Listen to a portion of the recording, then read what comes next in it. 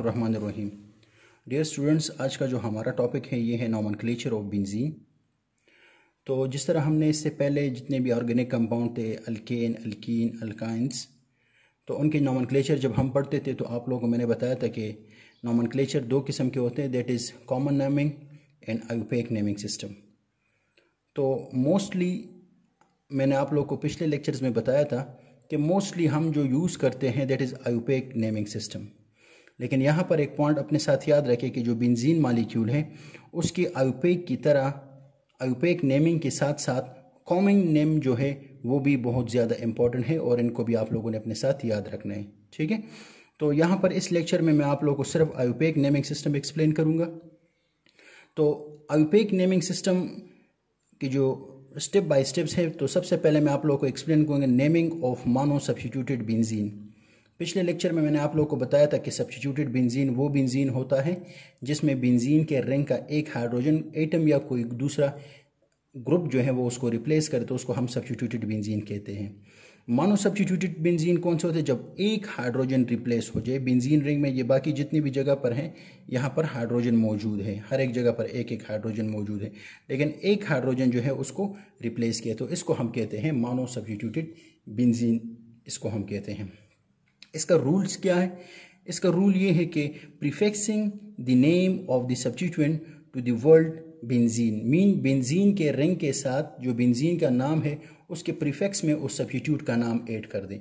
For example देखिए, ये है बेंजीन के साथ ब्रोमीन अटैच है, तो इस मालिक्यूल को हम कहेंगे ब्रोमोबेंजीन, इसको हम कहेंगे।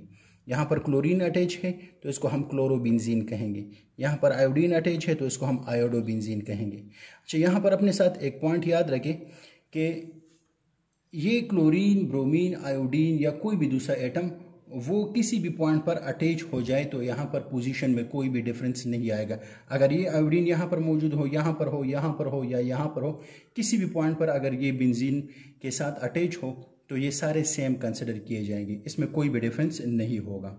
ठीक है, लेकिन अगर हमारे साथ जैसे कि फॉर एग्जांपल और एग्जांपल इसके हैं, जैसे कि यहाँ पर इथाइल ग्रुप अटैच है, इथाइल बेंजीन इसको हम कहेंगे।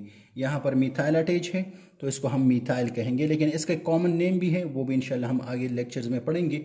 यहाँ पर OH ग्रुप अटैच है तो इसको हम हाइड्रोक्सी बेंजीन कहेंगे। यहाँ पर जैसे कि ये टर्शरी ब्यूटाइल बेंजीन इसको हम कहेंगे। ठीक है, तो ये नेमिंग आप लोग जब इस पर प्रैक्टिस करेंगे तो आप लोग इसके नेम सीख लेंगे, तो प्रैक्टिस इसमें लाजमी है।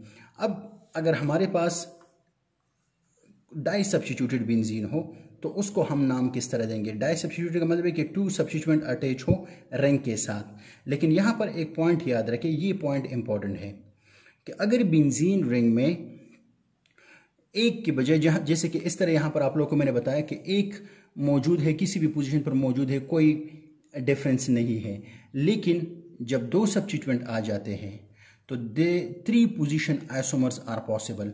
अब तीन किस्म के पोजीशन आइसोमर पॉसिबल है। कौन कौन से है? That is ortho, Meta, para. देखिए याद रखिए, जब बेंजीन रिंग के साथ कोई भी चीज़ अटैच ना हो तो इसमें सारे पोजीशन सेम है, इसमें कोई भी आर्थो, पैरा, मेटा कोई भी पोजीशन नहीं है। लेकिन जब बेंजीन रिंग के साथ एक सब्स्टिट्यूएंट आ जाता है तो नाउ उनके जो पोजीशंस होते हैं उनके स्पेसिफिक नाम हो जाते हैं।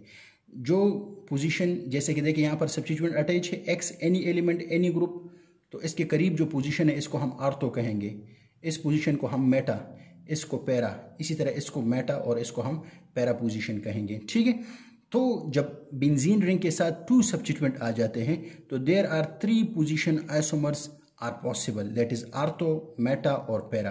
किस किस तरह अभी आप लोग देखते जाए।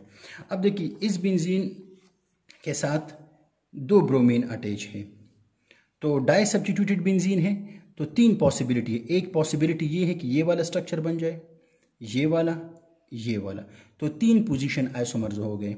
इसका नाम क्या है? देखिए आप लोगों को मैंने बताया था कि जो करीब पोजीशन हो गए ये वाला और ये वाला, इस पोजीशन को हम कहते हैं आर्थो। तो देखिए यहाँ पर इसका नाम क्या होगा? आर्थो, दो ब्रोमीन है तो डाई ब्रोमोबेंजीन इसको हम कहेंगे। अगर इस तरह है, इस पोजीशन पर मौजूद है तो ये मेटा पोजीशन है तो इसको हम कहेंगे मेटा डाई ब्रोमोबेंजीन। अगर इसके बिल्कुल अपोजिट पर मौजूद है तो इसको हम कहेंगे पैरा डाई ब्रोमोबेंजीन इसको हम कहेंगे, ठीक है। इसी तरह आर्थो के लिए हम ओ लफ्ज़ यूज़ करते हैं, मेटा के लिए एम लफ्ज़ यूज़ करते हैं, पैरा के लिए पी का टर्म यूज़ करते हैं। इसके अलावा इसको हम नंबरिंग भी दे सकते हैं। नंबरिंग आप लोगों ने उस साइड पर देना है जिस साइड पर ब्रांच करीब आ जाए। तो देखिए 1 जो सब्स्टिट्यूएंट करीब आ जाए, 1 2 3 4, तो 1 और 2 पोजीशन पर ब्रोमीन मौजूद है, तो 1 2 डाई ब्रोमोबेंजीन हो जाएगा। इसी तरह यहाँ पर थर्ड पोजीशन पर मौजूद है तो 1 3 डाई ब्रोमो। इसी तरह फोर्थ पोजीशन पर 1 4 डाई ब्रोमोबेंजीन हो जाएगा, ठीक है। अगर सब्स्टिट्यूएंट डिफरेंट मौजूद है, जैसे कि यहाँ पर ब्रोमीन और क्लोरीन, ब्रोमो और क्लोरो डिफरेंट मौजूद है, तो दो इसके नाम हम इस तरह दे सकते हैं कि आर्थो ब्रोमो क्लोरोबेंजीन, ठीक है। कौन सी पोजीशन पर मौजूद है? आर्थो पोजीशन पर। या नंबरिंग के साथ इस तरह हम दे सकते हैं कि 1 और 2, 1 ब्रोमो 2 क्लोरोबेंजीन, ठीक है। तो अल्फ़ाबेटिकली आप लोगों ने ख्याल रखना होगा कि पहले ओ लिखना होगा, पहले बी लिखना होगा, उसके बाद आप लोगों ने सी लिखना होगा। सिमिलरली इससे यहाँ पर देख लें तो देखिए, एक तो ये है कि अगर आप लोग उसी तरह जैसे कि आप लोगों को मैंने बताया था कि ये आर्थो पोजीशन होगा, ये मेटा पोजीशन है, तो क्या है मेटा फ्लोरो नाइट्रो, इस ग्रुप को हम कहते हैं नाइट्रो, तो फ्लोरो नाइट्रो बेंजीन इसको हम कहते हैं। या फर्स्ट पोजीशन पर ये है, 2 पर कोई भी चीज़ नहीं है, 3 ये है, तो 1 फ्लोरो 3 नाइट्रो बेंजीन इसको हम कहेंगे, ठीक है। तो ये दोनों नाम इसके लिए पॉसिबल है। अब अगर हमारे पास ज़्यादा सब्स्टिट्यूएंट मौजूद है, एक से दो से ज़्यादा मौजूद है, when there are more substituent number must be use. आप लोगों ने अब नंबरिंग करनी होगी इस फॉर्म में।